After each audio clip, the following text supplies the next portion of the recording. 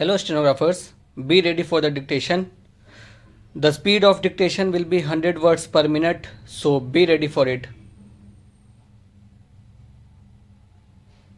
5 seconds to go. Start. This assembly decided last year almost unanimously, I think, in favor of general widespread disarmament. The great nations of the world have committed themselves to it. The United States, through its president, recently put forward proposals which are in line with what this assembly has decided. The Soviet Russia has put forward proposals to the same effect, varying them slightly but essentially aiming at the same thing. There is a good deal of commonness about them in broad outline. If that is so, why should we not grasp this opportunity and remove the fear and terror from people's minds and devote our energies and resources to the advancement of the world? This major and outstanding question must be dealt with speedily, and the great countries, especially those which have the greatest responsibility, should address themselves again and again to the consideration of this problem together through negotiations to reach agreements.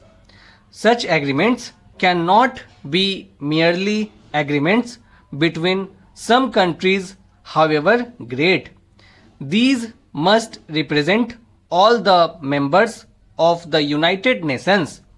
But I do think that it is better for a few countries to deal with this problem to begin with. I feel rather strongly on this question, although we in India are probably not situated in the major theatres of a possible war. Everything that man has striven for in the past thousands of years is at stake today. While I feel as strongly as possible about the freedom of the colonial countries and other dependent people, I do think that the biggest question today is the question of war and peace and disarmament. The General Assembly passed a resolution recently about nuclear tests. It was a great misfortune that after a period of abstinence from nuclear tests, there was a resumption of these tests. Immediately, it becomes more difficult to have treaties for ending nuclear tests because the whole atmosphere becomes one of fear and apprehension. I do think, and I would beg the countries concerned to realize that they are doing a grave disservice to the world, to their own countries, by not putting an end to nuclear test by treaty as quickly as possible. The Assembly passed a resolution in favor of some kind of a moratorium. No one imagines that a voluntary moratorium is going to solve this question. There must be stricter controls by treaty and otherwise. Nuclear tests are basically evil forever. We live in a world of conflicts, and yet the world goes on undoubtedly because of the cooperation of nations and operation, and there is today a vast amount of cooperation even between countries which are opposed to each other in the political or other fields. Little is known or said about this cooperation that is going on, but a great deal is said about every point of conflict, and therefore the world is full of the idea that we live on the verge of disaster. It would perhaps be a truer picture if the cooperating elements in the world were put forward and we were made to think that the world depended on cooperation and not on conflict. A proposal has been made by many persons to the effect that more attention should be directed to the cooperative ventures, especially for peace and in the interest of peace, so that more positive thinking may take place on this subject and people may realize that this cooperation is already taking place and can be extended.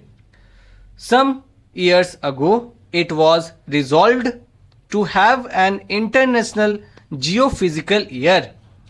That was a specific subject. However, it has been suggested that perhaps this assembly might resolve to call upon all countries of the world to devote a year to the furtherance of cooperative activities in political, cultural, and the many other fields, not to mere speeches about peace. That perhaps will direct some of our energy and some of our thinking to this idea of the cooperation, which will create an atmosphere helpful for solving the problems more easily. That by itself will not solve any problem, but it will lessen this distrust and conflict which affect the world. I make this suggestion to you not in any detail but broadly, so that this assembly might consider it, and if it is worthwhile, perhaps appoint a committee to consider it further and make suggestions as to how this might perhaps be done.